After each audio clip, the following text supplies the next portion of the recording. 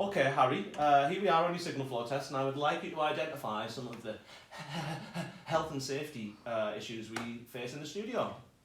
So one of the issues we have is lifting heavy objects. Mm-hmm. The other one we have is electricity, working with electricity, so there could be dangers, you know, with plug sockets and stuff like that. Yeah. Tripping hazards, so you could be tripping over chair legs, or in this case stands, wires, cables. Yeah. And next one would be noise. So if a band's playing and they're like unbelievably loud and all the guitar amps are cranked right up, Yeah. it's not going to do you. How can we deal with noise in the studio as an engineer? Like obviously we're exposed to noise a lot of the time, aren't we? So.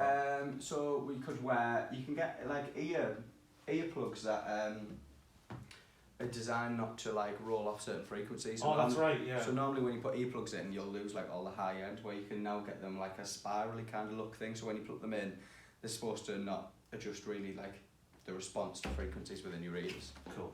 Brilliant. That's perfect. And like yeah. at the same time lower than balance. Yeah, still does the attenuation, yeah. Yeah. Perfect. At this point, if you could start to set up the system, we're going to be recording 2 takes of a microphone today. If you want to set up the system. So the microphone is going to go into input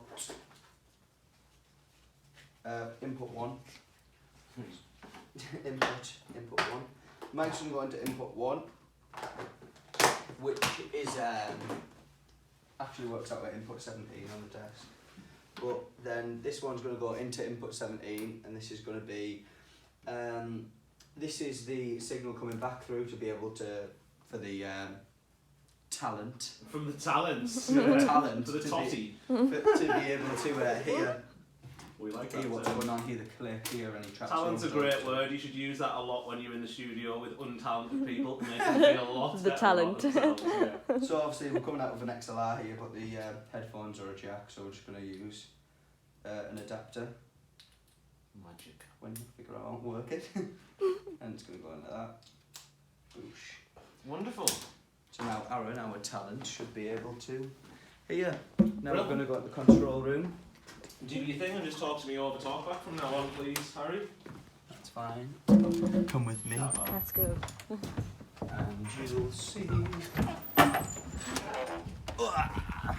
So now we are in the control room.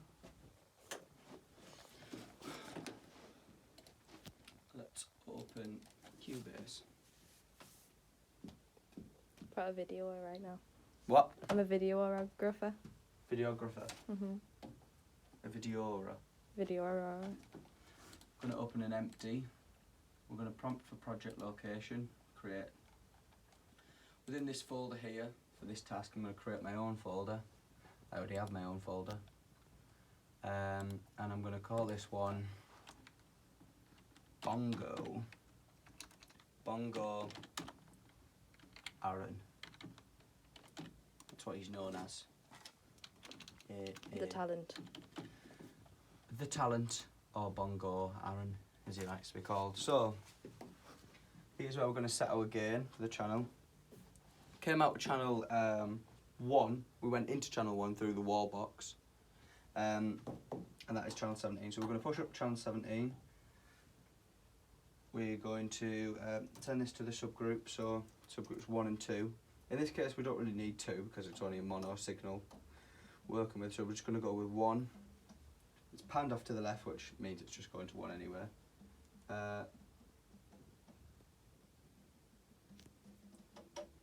Oh, I need to create an audio track.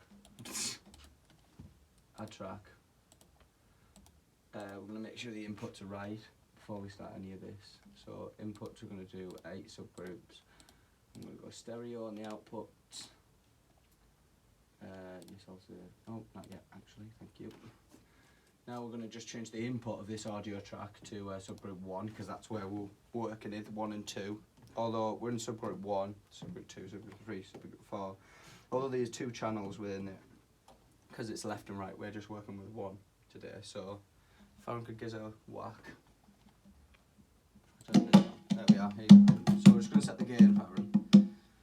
So we're going to just go up till we hit around about 0 dB.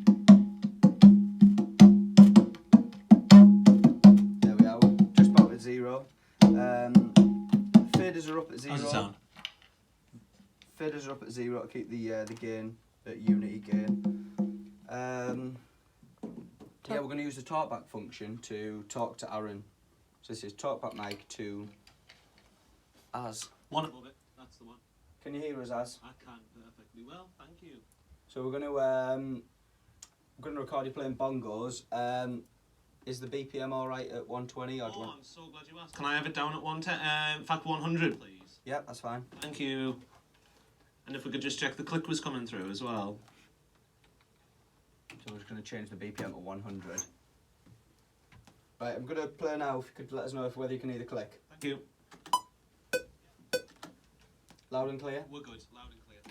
So I'm going to come back to the start of the project. I'm just going to make this bigger so it's nicer on my eyes.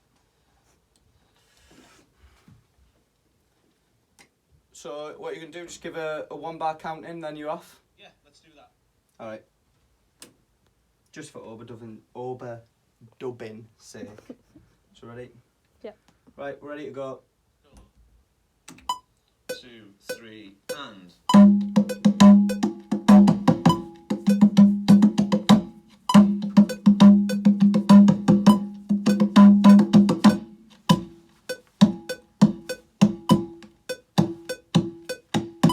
I'm just going to do 2 bars. 4 bars I meant. Cool. Right, do you want to do some overdubbing, Aaron? Let's do it. I'll do some claps and shouts and stuff. Yeah.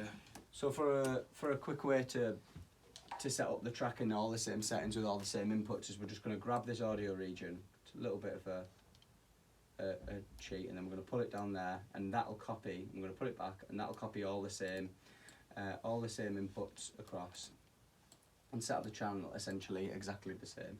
So now we're going to go back to this. We're going to unarm this track for recording because we want it on separate tracks. I'm going to arm this track for recording. You ready to do some claps or something, Aaron? Let's do it. Right, we're going to record again.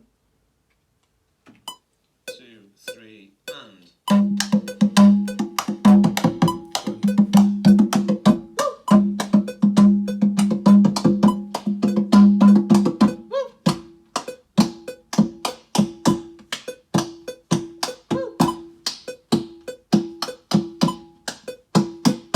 Whoa! Perfect, Aaron, thank you very much. Thank you guys. Brill. So, we've assigned, we're going to set it up, play back the audio, setting the level of the microphone, we've done that. Discuss microphone choice. So, when we were recording through there, we used a handheld microphone, a dynamic handheld microphone, which was good for not capturing the sound of the room and just capturing the source that we were recording. Okay. We completed an overdub.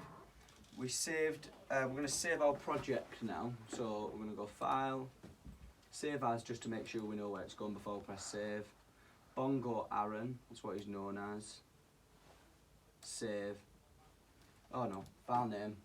So we're going to call this, we'll call it Aaron's Bongos and Claps. So that's saved there. Just make sure, yeah, that's saved. So now, if I did have, which I normally do, but I don't today, a USB pen on me.